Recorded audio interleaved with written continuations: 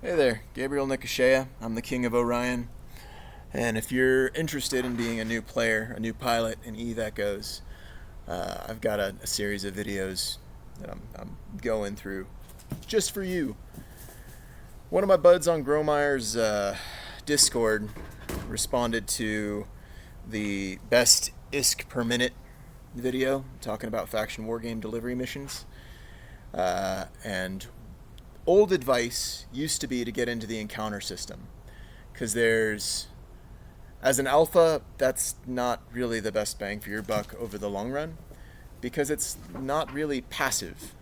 The end goal for most folks in Eve Echoes seems to be passive income, and the best bang for your buck when it comes to that, the lowest risk, comes from those missions, the faction warfare missions. But the encounter system is not a good alternative to that for a number of reasons. The first is the delivery missions in the encounter system are very low risk. They're like no risk, but they're very low reward. So what you do is you set your autopilot to safest route, and you accept those delivery missions in an Imicus high mobility or something equally cheap, and you run those, and you can get a bunch of them queued. I've got 5 that I'm running right now, just running around. There's warp. That doesn't really show you anything interesting. That's the trouble with Eve Echoes, is it's not super cinematic. Sandbox games in general don't have an easy way of communicating the sheer scale and degree of investment, whether it's time or money, in them. But you could run delivery missions for no risk whatsoever, and just easy income. Generally, you get about 100,000, give or take, per click. Which, every 5 minutes, 10 minutes, 100,000, that adds up to amount $500,000 with zero risk. That's not bad. That's pretty good returns for not investing anything into the game. Alternatively, you could get into the combat encounters, and those are good ISK, but they don't give you any loot. They don't drop any loot whatsoever. If they drop anything, it's extremely rare. When most of the game is built around the markets, Eve Online is famous for the player-run economy. Eve Echoes is similar. Not getting loot is pretty big negative. That sucks.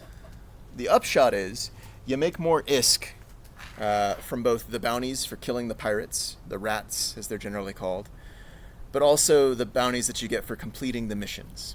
So the encounter system is great is a great reward ISK-wise, and it's also good combat because it's isolated. There's risks associated with that, though, whether you get killed by the pirates or get hunted by player killers, which are extremely common because most folks don't. They want the best bang for their buck, and it's a lot easier to profit stealing someone else's profits than it is to grind for yourself. Encounter missions are they're not great in terms of risk versus reward. I think you get about 8 million tops as a Tech 7, those advanced encounters, and that's pretty good. 8 million ISK per hour. The trouble is it's active. If you mess up, or if you are caught out, that 8 million that you gained, well, you lost something in the process of making it, which is not great. The other type of encounter mission that exists is mining missions, and those form a kind of subsidy on the cheapest ores that exist in the game. Those are underrepresented. You can stockpile Scordite, Veldspar, whatever, and do those missions and flip them for profit, but you're still looking at maybe 50,000 ISK profit per, which, as I pointed out earlier, the faction warfare missions at 2 million ISK per click of the button, and then the risk of just getting caught in a bubble, but losing no investment beyond, a starting ship or the Noble Tristan. You can't beat that. So all of that to say, the encounter missions are not good ISK reward for risk invested overall. There's exceptions. there are always exceptions. This is the hallmark of good design, is the answer to any question should be, it depends. When it comes to the encounter missions system, if you can hit every mission in the bingo card and get the scroll like For Freedom or let me look them up, I'll show you these items. I'm going to talk real quick about these items because they're a good investment for a new player overall to save for the long haul. You're going to look under other items, mission items. They look like this. Those scrolls. And there's Tech 7 and up versions of each. And you can tell based on the price, the Tech 7s are worth about 12 million on the market. 12 million is the resting bitch price for Freedom, for example. If you take those missions and you run them and you kill every rat in them and take every reward from them, you're going to earn anywhere from 25 to 35 million ISK. For a 12 million ISK investment, pretty good, 2 to 1. You can make the same sort of thing flipping tritanium, sugar and spice, tritanium and pyroxeries, or not pyroxeries, pyrite, excuse me. But that's getting into Moneyball and risk reward. It really, if you're investing in those, you should be investing in the gameplay that you get from them, not just the ISK reward from them. And the bingo card is very hard to profit from because NetEase put most of the rare missions behind that paywall, that Omega paywall. So if you want to spring for the money, if you want to invest, in Omega, yeah, the encounter system is pretty good. It's still not as good as the faction warfare system because you've got to actually learn how to play. You got to learn how to fight, and then you got to benefit from those fights. And you will lose. You will lose ships in that process.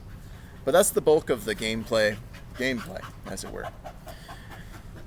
Everything else, like gameplay-wise, is either operational or strategic.